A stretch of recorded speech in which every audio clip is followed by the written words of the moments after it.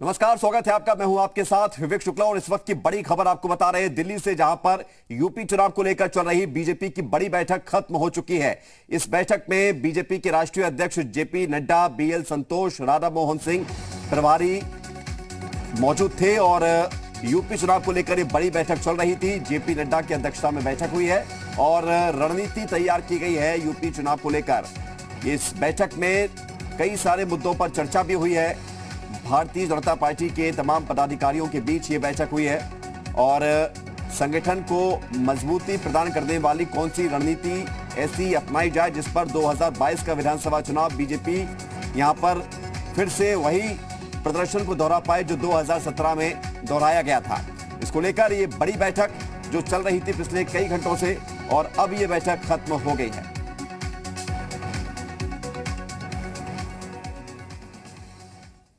चुनाव के प्रभारी आदरणीय धर्मेंद्र जी, आदरणीय राधा मोहन जी, आदरणीय संतोष जी, आदरणीय सुनील जी, जो बीजेपी के विभिन्न प्रकार के कार्यक्रम चल रहे हैं, जो रैलियां संपन्न हुई है और जो भविष्य में कार्यक्रम होने हैं, ये सभी बिंदुओं पर चर्चा हुआ है।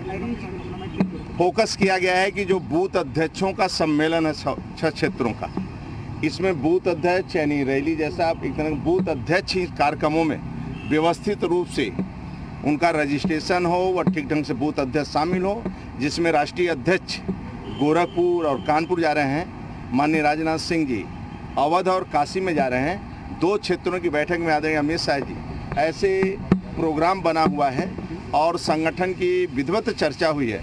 राजनीतिक, सामाजिक और संगठनात्मक क्या गतिविधियाँ चल रही हैं, ये सभी बिंदुओं पर चर्चाएँ हुई हैं और आग्रह किया गया है कि सभी कार्यक्रम नीचे तक भी कैसे सक्रिय हो, कैसे नीचे तक उतरे, इसकी सभी चिंता करना है। आदरणीय अध्यक्ष जी का मेन फोकस था कि कार्यकर्ता आधारित पार्टी है। तो ये बड़ी बैठक जो कि चल रही थी यूपी चुनाव को लेकर, और ये बैठक अब खत्म हुई है, रणनीति पर चर्चा हुई है। इधर दिल्ली में बीजेपी के महामंथन में पार्टी ने एक बड़ा फैसला लिया है।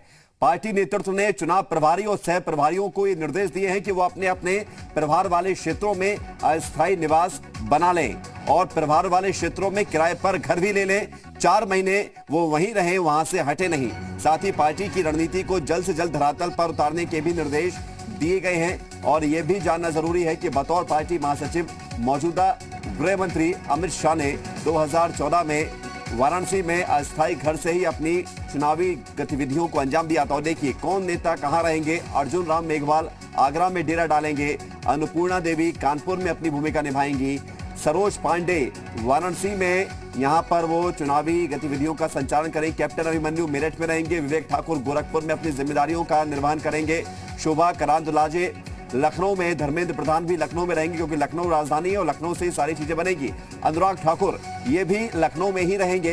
तो 4 महीना यूपी में ही रहना है और यूपी में अगले 4 महीने काफी महत्वपूर्ण हैं क्योंकि नवंबर आधे से ज्यादा खत्म हो गया है और करीब करीब इसमें 11 दिन बाकी हैं और उसके बाद दिसंबर और जनवरी, तो 4 महीने, और फरवरी में जहां पर वोटिंग शुरू हो जाएगी अभी तक जो उम्मीदें हैं जिसके अनुसार, और इसलिए 4 महीने कहा गया है कि जितने प्रभारी सह प्रभारी हैं यूपी में डेरा डाल दें।